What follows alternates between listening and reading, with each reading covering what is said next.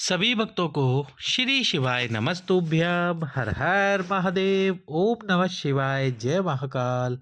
शिवाय नमः। ओम। तो जैसा कि आप सभी जानते हैं, आज है प्रदोष का दिन, और वो भी भोग प्रदोष का दिन।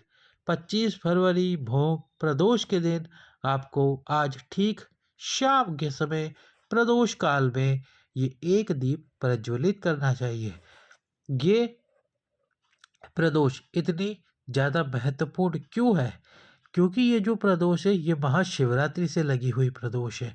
तो यदि आपने इस महाशिवरात्रि वाले दिन, महाशिवरात्रि से लगी हुई प्रदोष के दिन ये एक दीप प्रज्वलित कर दिया, तो आपके जीवन से दुख तकलीफ समाप्त होगी, कष्ट समाप्त हो गए, रोग समाप्त हो गए, कोई भी दोष क्यों न हो जीवन में वो समाप्त हो गए। और यदि आपको वंश की वृद्धि नहीं हो रही है, संतान की प्राप्ति नहीं हो रही है, तो वह भी प्राप्त होगी।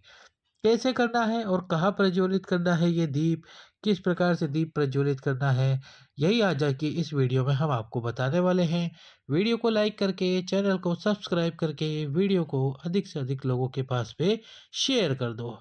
तो चलिए, गुरुजी ने बताया कि यदि आप प्रदोष के दिन एक दीपक प्रज्वलित करते हो, फिर वो दीपक लंबी बात का हो या गोल बात का हो, जो भी आप दीप प्रज्वलित करते हो, ये दीप आपको 5 जगह पर फल देता है। कितनी जगह पर? 5 जगह पर। यानी कि एक दीप से प्रदोष के दिन, प्रदोष काल में जब सूर्य अस्त हो रहा होता है, उसी समय पे जो 2 घंटे का समय होता है, 1 घंटे पहले 1 घंटे बाद, यानी कि सूर्य अस्त के समय से 1 घंटे पहले 1 घंटे बाद जो टाइम होता है कुल को 2 घंटे का, ये प्रदोष काल कहलाता है। इस प्रदोष काल में आपको जो एक दीप आप प्रज्वलित करते हैं प्रदोष के दिन, वो 5 जगह फल देता है। पहला तो ये काल सर्प दोष को समाप्त करता है।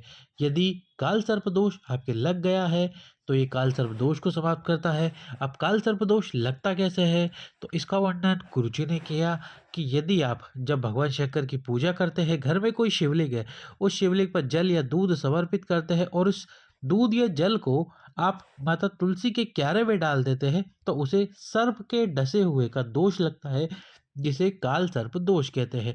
तो यदि किसी ने कहा है कि आपको काल सर्प दोष है, इस दोष की पूजा करानी होगी, आप केवल प्रदोष के दिन एक दीपक प्रदोष काल में प्रज्वलित करना शुरू कर दें घी का, चाहे वो लंबी बात का हो चाहे गोल बात का हो।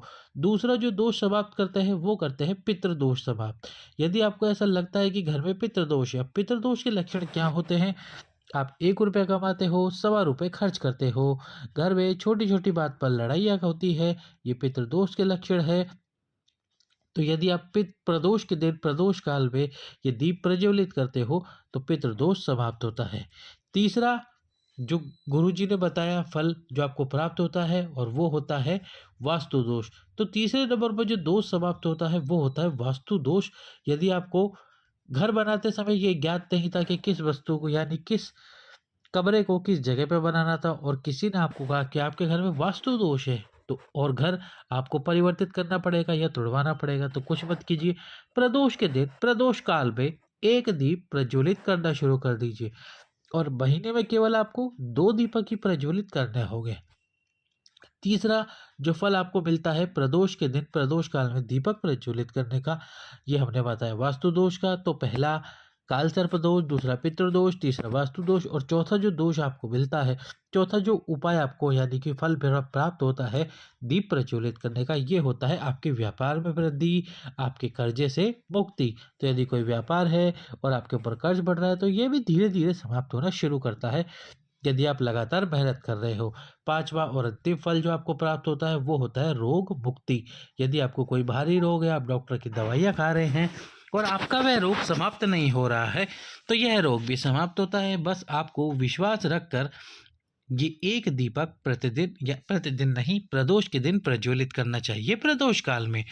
वीडियो अभी तक आपने लाइक कर दिया होगा, चैनल को सब्सक्राइब करके वीडियो शेयर कर दिया होगा, तो आप भगवान शंकर के मंदिर में, या भगवान शंकर की चौखट पर, या अपने ही घर में शिवलिंग के सम्मुख पे, या फिर अपने ही घर में मुख्य द्वार पर एक दीपक प्रज्वलित करना शुरू करें। प्रदोष के दिन प्रदोष काल में आपकी समस्त मनोकामनाएं पूर्ण होगी। दूसरा जो गुरुजी ने बताया कि किसी माता बहन को 30 वर्ष या 35 वर्ष से अधिक हो गए हैं और उनकी गोद नहीं भर रही, तो पति और पत्नी दोनों एक दीपक लीजिए प्रदोष के दिन।